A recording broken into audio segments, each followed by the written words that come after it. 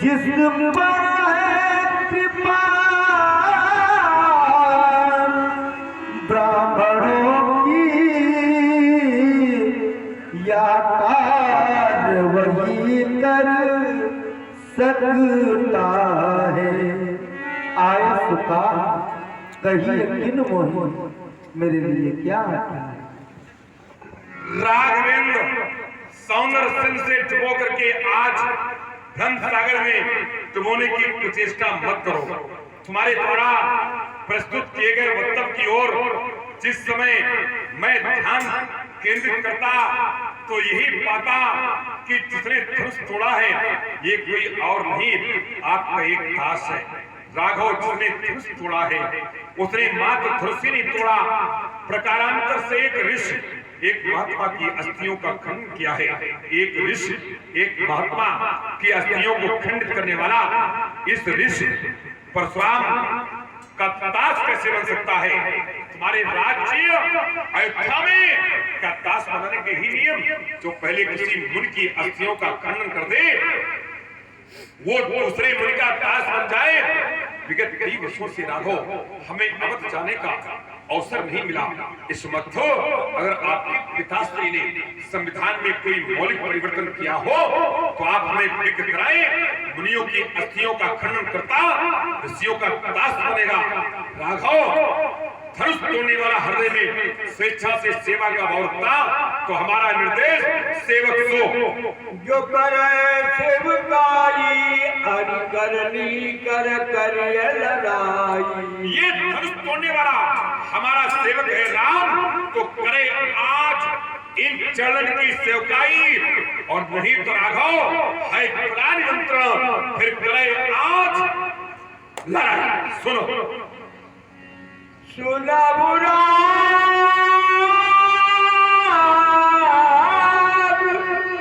जय शिव धन तोड़ा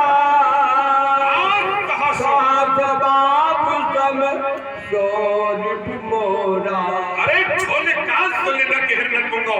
जिसने भगवान ब्रह्म के इस विशाल आयुध का खंडन किया है वो मेरा साधारण गोटका मेरी नहीं, सहस्राव उनके समान मेरा मेरी सहस्राव के युद्ध क्षेत्र में उठाता ये कठिन उठार कर डाला था 1000 भुजाओं का विच्छेदक 600।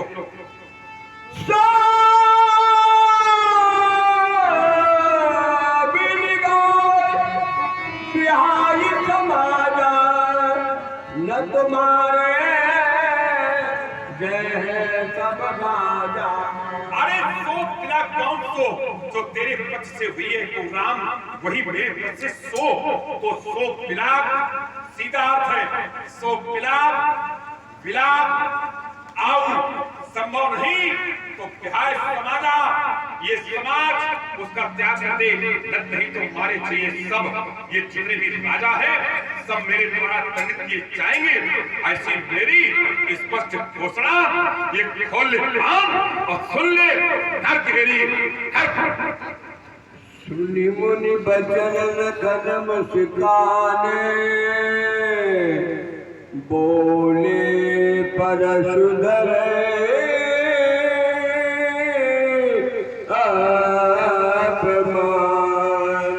हमारे कुक्कू शुक्ला भगवान परशुराम जी के चरणों में गहरा सुमन श्रद्धा सुमन समर्पित कर रहे हैं। धन्यवाद। रकुल कुलभूषण बाग विभूषण वचन रचना नागर अर्क वंश विभूषण धर्म सिद्ध। सुना आपने, आज हमने मुनि वचन सुने। महात्मा परशुराम जी के वचन सुने। कोई जानना चाहे कि लक्ष्मण मुनि वचनों में तुमने क्या क्या सुना, तो मुनि वचनों में सेवक सो जो करे सेवकाई से लेकर न तुम्हारे गए हैं सब राजा तक। परशुराम जी महाराज का कथन हमने सुना और मैं सोचने लगा कि महर्षि परशुराम जी का यह विरोध धनुष टूटने पर अमर माने क्रोध सर्वथा अनुचित नहीं है। उसका एक कारण है। भगवान शंकर का धनुष और भगवान शंकर के ये बड़े ही प्रिय शिष्य हैं। गुरुदेव भगवान की वस्तु का खंडन हुआ, क्रोध आना स्वाभाविक है, क्योंकि इनकी श्रद्धा जहां समर्पित है उस श्रद्धा को चोट लगी है। और जब आस्था को श्रद्धा को चोट लगती है तो क्रोध तो स्वाभाविक है, आता ही है। इसीलिए तो इतना बड़ा निर्णय है कि धनुष तोड़ने वाला सहस्त्राबाहु अर्जुन के समान मेरा शत्रु है। यहां प्रश्न श्रद्धा का है। मैं सोच रहा हूं कि परशुराम जी की श्रद्धा है धनुष से, क्यों मैं यही तो है श्रद्धा का पात्र है धनुष। परशुराम जी महाराज की आस्था का पात्र है धनुष, तो इनकी श्रद्धा धनुष से है और हमारी श्रद्धा तोड़ने वाले से है। जिसने धनुष का खंडन किया वो मेरी श्रद्धा का पात्र है। तो धनुष तोड़ने वाले के प्रति परशुराम जी का जो व्यवहार है वो हमें प्रेरित कर रहा है कि मैं महर्षि परशुराम जी के विरोध में कुछ चर्चा करूं, क्योंकि यहां मेरी श्रद्धा को चोट लग रही है। जब ये कहते हैं सुनो राम जय शिव धनु तोड़ा, सहस बाव सम सो रिप मोरा, सो गिलगाई बिहाई समाजा, न तुम्हारे जय हैं सब राजा। तो हमारी आस्था, हमारी श्रद्धा, हमारा समर्पण जहां है उस व्यक्तित्व को कोई ललकारे और हम शांत बने रहें तो हमारी श्रद्धा पर प्रश्न खड़ा हो जाए। तो यहां बात श्रद्धा की है। इनकी श्रद्धा जहां है ये कर्तव्य का निर्वहन कर रहे हैं और हमारी श्रद्धा जहां है तो हमें भी अपने कर्तव्य का निर्वहन करना चाहिए। लेकिन सुधी लोग विचार थोड़ा सा कर रहे हैं। श्रद्धा के कई प्रकार हैं। एक श्रद्धा होती है स्थान पर, कोई स्थान दिव्य होता है तो वहां हमारा प्रेम, हमारी आसक्ति, हमारा लगाव, हमारी श्रद्धा हो जाती है। उस स्थान पर अगर कोई चोट पहुंचाता है तो उसके लिए लोग अपने जीवन का बलिदान कर देते हैं। ये स्थान के प्रति श्रद्धा होती है। एक श्रद्धा होती है आत्मपरक। अगर कोई सम्मान को चोट दे रहा है तो ये आत्मपरक श्रद्धा, सम्मान परक श्रद्धा कुछ न कुछ कहने के लिए विवश कर देती। एक श्रद्धा का प्रकार है वस्तु परक। किसी वस्तु से भी श्रद्धा होती है और उस वस्तु को जब चोट लगती है तो जिसे श्रद्धा है वो क्रोध करता है। एक श्रद्धा होती है जिसको कहते हैं सम्मान परक, एक श्रद्धा होती है संसार परक और एक श्रद्धा होती है सात्विक। जैसे मानस में प्रमाण है सात्विक श्रद्धा धैर्य सुहाई, ये भगवत कृपा से प्राप्त होती है श्रद्धा।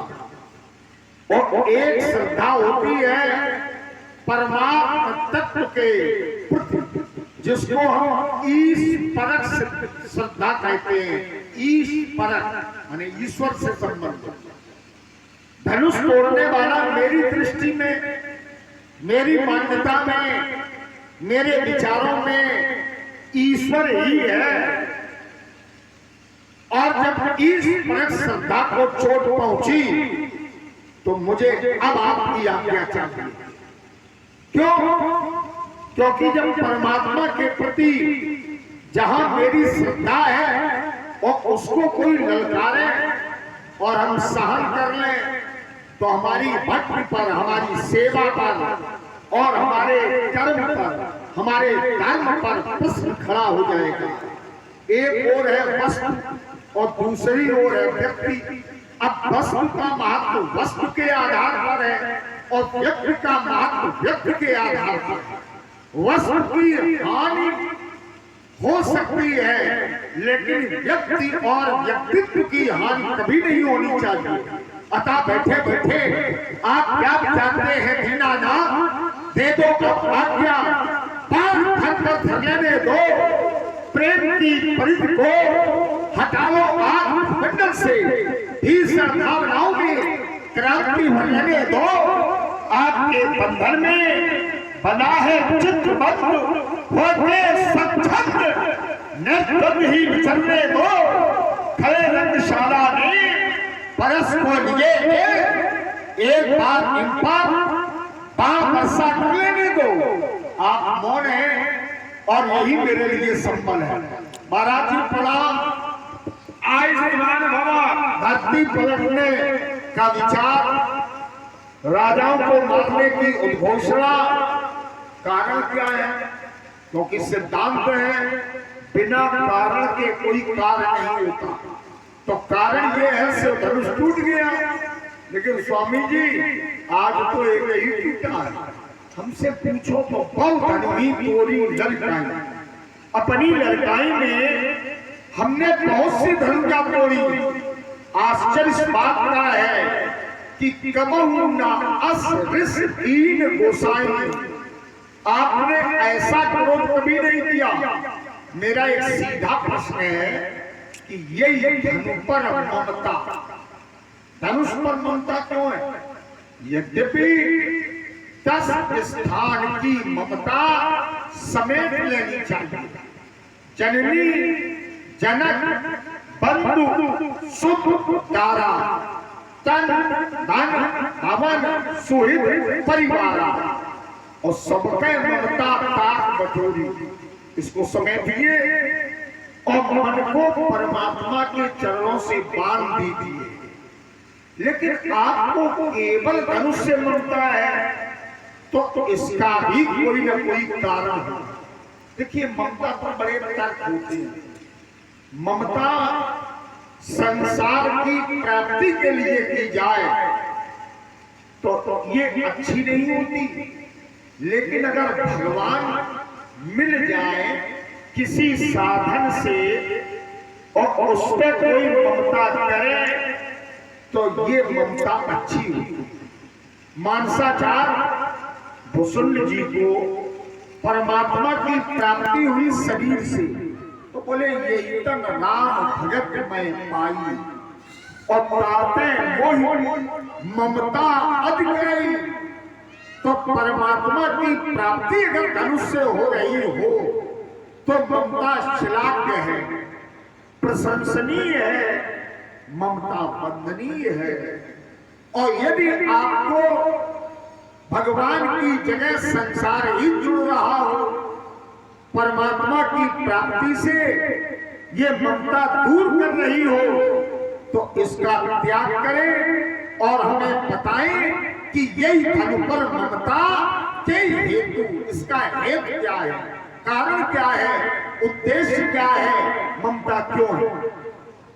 सत्संग से प्रभावित हुए हमारे श्री राजेश सिंह जी चौहान, उन्होंने भगवान परशुराम जी के श्री चरणों में 25 श्रद्धासुमन और भगवान श्री लक्ष्मण जी के चरणों में 25 श्रद्धासुमन समर्पित किए हैं।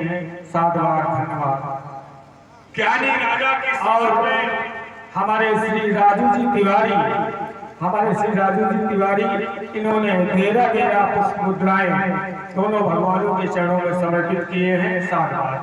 ज्ञानी राजा की समाज में उत्कंठता और विद्वत्ता की आग उगलने वाले राजकुमार अपने शब्द विन्यास, वाक्य शैली और परिमार्जित भाषा के माध्यम से जहां से अपने वक्तव्य का आपने क्रम आरंभ किया है, वहीं से मैं प्रारंभ करता हूं। कुमार लक्ष्मण ने कहा कि परशुराम का क्रोध स्वाभाविक इसलिए है कि यह गुरुदेव भगवान का प्रिय धनुष आज खंडित हो गया और वस्तु खंडित होने के कारण क्रोध आना स्वाभाविक है। भगवान परशुराम को क्रोध है और हमें धनुष तोड़ने वाले से श्रद्धा है, आस्था है। परशुराम को भी इसलिए क्रोध है कि उनकी धनुष से श्रद्धा है। तो श्रद्धा के कई प्रकारों का विवरण आपने अपने वक्तव्य के माध्यम से प्रस्तुत किया। एक श्रद्धा सम्मान पर, एक श्रद्धा वस्तु पर, एक श्रद्धा ईश पर इत्यादि। कुमार लक्ष्मण धनुष खंडनकर्ता के प्रति आपकी श्रद्धा है और आपने कहा कि हमारी श्रद्धा ईश परक है, व्यक्ति परक है। परशुराम की श्रद्धा वस्तु से है, धनुष से है, तो ये वस्तु परक है। लक्ष्मण, हमारी श्रद्धा को अगर आप केवल वस्तु से ही जोड़ते हैं तो ये अर्ध सत्य होगा, आधा सत्य होगा। पूर्ण सत्य यह है कि वस्तु से श्रद्धा होने के मूल में हमारा एक कारण है, वह यह कि ये धनुष त्रिपुरार धनु भगवान शंकर का वो धनुष है जिसमें तारकासुर के 3 बेटे तारकाक्ष, कमलाक्ष और वृत्तनमाली अपनी तपस्या के माध्यम से 3 पुरों को अर्जित किया। स्वर्ण, पुर और रजत और लौह, और इन तीनों के माध्यम से ये तीनों असुर संपूर्ण जगत में अत्याचार करते थे। इनसे कोई जीत नहीं पाता था क्योंकि तीनों पुरों में सुधा के सरोवर थे, अमृत के तालाब थे। इनके सैनिक पराजित होते थे तो ये उसी में डुबो करके पुनः जीवित कर देते थे। ऐसी विषम परिस्थिति में इस धनुष का आश्रय लेकर के भगवान शंकर ने उनका वध किया।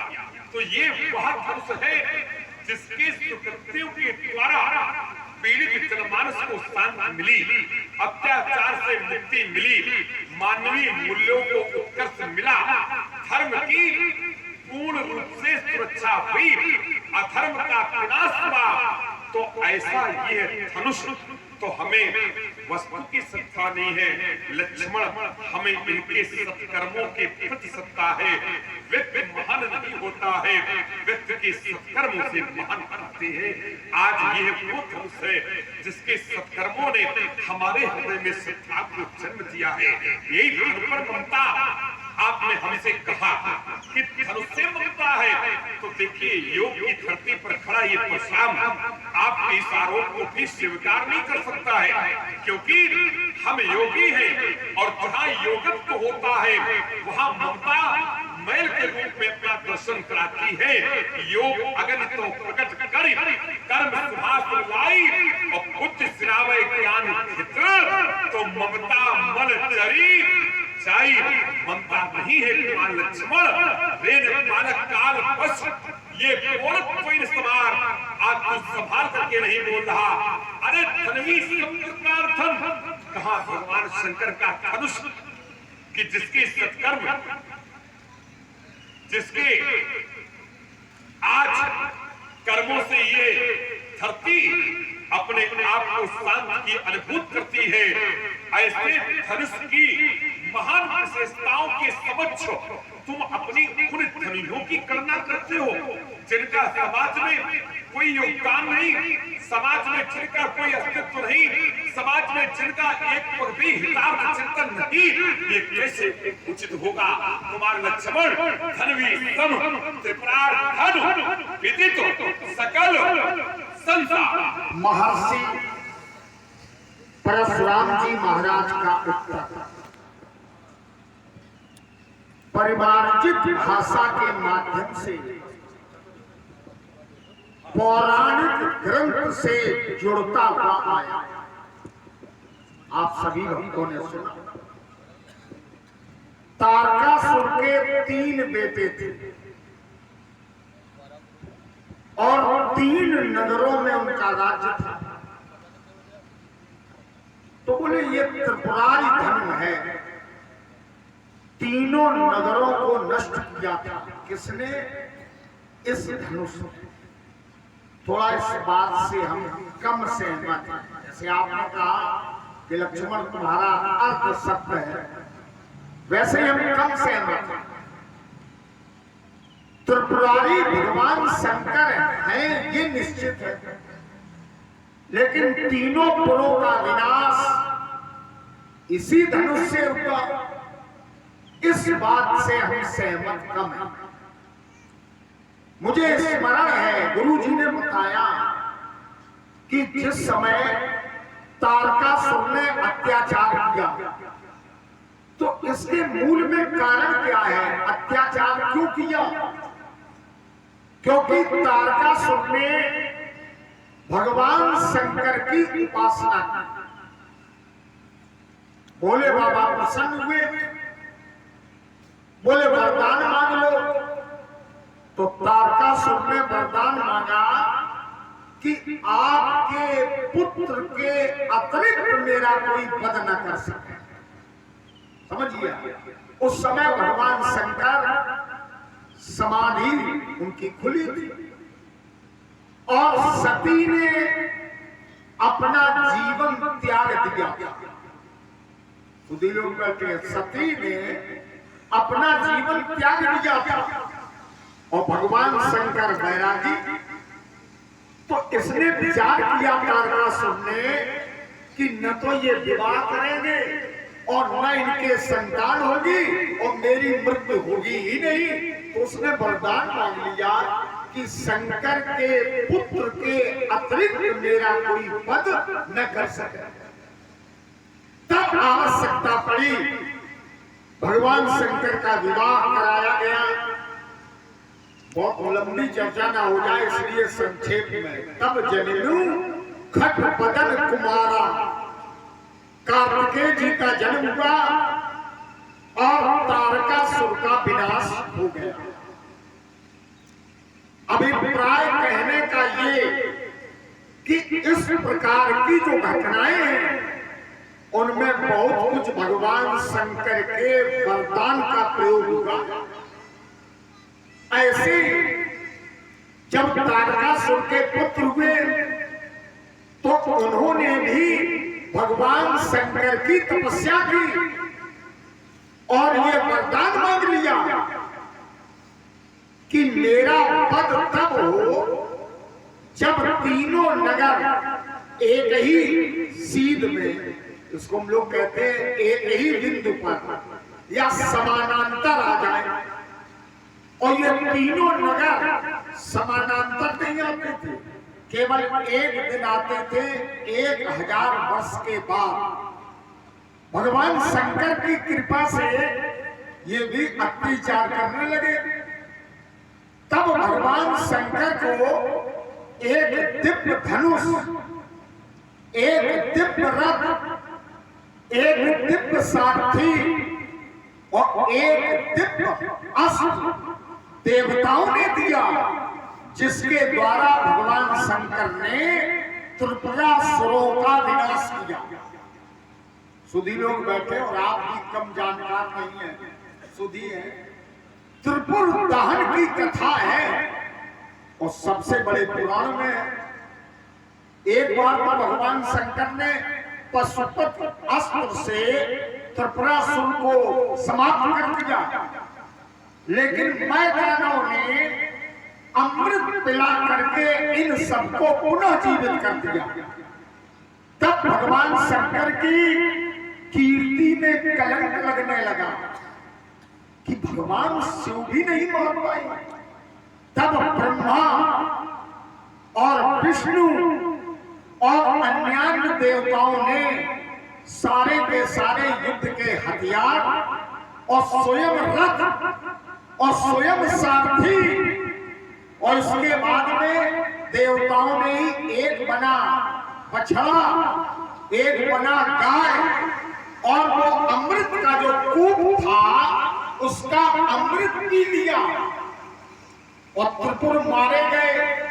मैदानों में सोचा हम फिर जीवित कर दें, तो गए वहां जहां अमृत का कुंड था, तो उसका अमृत तो पहले ही सूख चुका था, क्योंकि भगवान ने अपनी माया से गौ की रचना करके उस अमृत को स्वयं पी लिया था।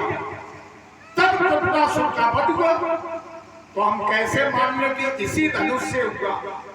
हाँ, ये आपकी आस्था है, और जहां जिसकी आस्था होती है वो यही कहता है कि हमारे प्रभु के द्वारा ही सब किया गया।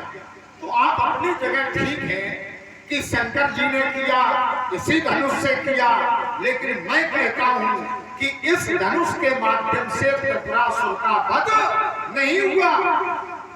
मैं अपनी बात में यही अल्प विराम लगा। सुमित्रा नंदन राजकुमार, आपके वक्तव्य के श्रृंखला की तृतीय कड़ी का जहां से समापन होता है, मैं अपने वक्तव्य के श्रृंखला की तृतीय कड़ी का वहीं से उद्घाटन करता हूं। लक्ष्मण ने हमारी आस्था से भिन्न एक अपना बिंदु रखा कि त्रिपुरासुर का वध इस धनुष से नहीं किया गया था। एक कथा हमें यह भी सिखाती है, लक्ष्मण, हम कथाओं की भिन्नता में अपने समय को अत्यधिक नष्ट करना उचित इसलिए नहीं समझते हैं कि कल्प भेद हर चरित सुहाए और भांति अनेक मुनीसन काए। एक कल्प की एक कथा हो सकती है, और वो कथा वह हो सकती है जिस कथा के प्रति आपका समर्पण है। एक कल्प की यह कथा हो सकती है जिसका मेरे प्रति समर्पण है, मैं जिसके प्रति आस्था एवं श्रद्धावान हूं। और होने का एक प्रमुख कारण ये है कि ये धनुष जिस समय राजा जनक ने देखी, जनक भीड़ भई भारी, सुच सेवक सब लिए हतारी, पवित्र सेवकों को बुलाया और कहा कि तुरंत सकल लोगन पहचाऊ, आसन उचित देव सब काहू। सबको यथाविधि सम्मान दिया जाए, सबको